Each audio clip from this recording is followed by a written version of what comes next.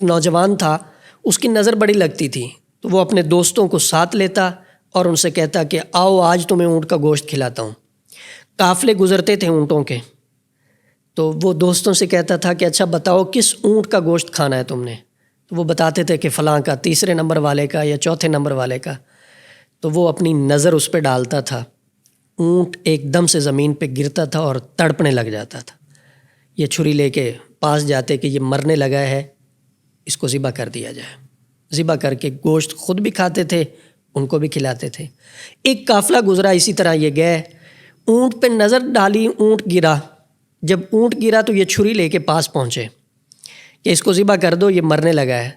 تو وہاں ایک جاننے والا بندہ تھا اس قافلے میں، اس نے کہا جی پیچھے ہٹ جاؤ، مجھے پتہ ہے اس کو کیا ہوا ہے۔ اس نے دم کیا نظر اتارنے کا، اونٹ کھڑا ہو گیا۔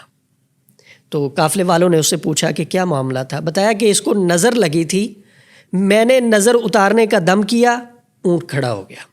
تو نظر بد جو ہے یہ حقیقت ہے، قرآن پاک میں ہی اس کا ثبوت ہے، اور قرآن پاک میں ہی اس کے اتار کا طریقہ بتایا گیا ہے۔ قرآن آیات ہیں سورہ قلم کی آخری 2، ان آیات کو 7 مرتبہ پڑھ کے نظر بد کے مریض پہ آپ دم کریں، اس کی نظر اتر جائے گی۔ اور سورہ ملک کی جو آخری 2 آیتیں ہیں وہ بھی پڑھ کے دم کی جائیں تو اس سے بھی نظر بد اتر جاتی۔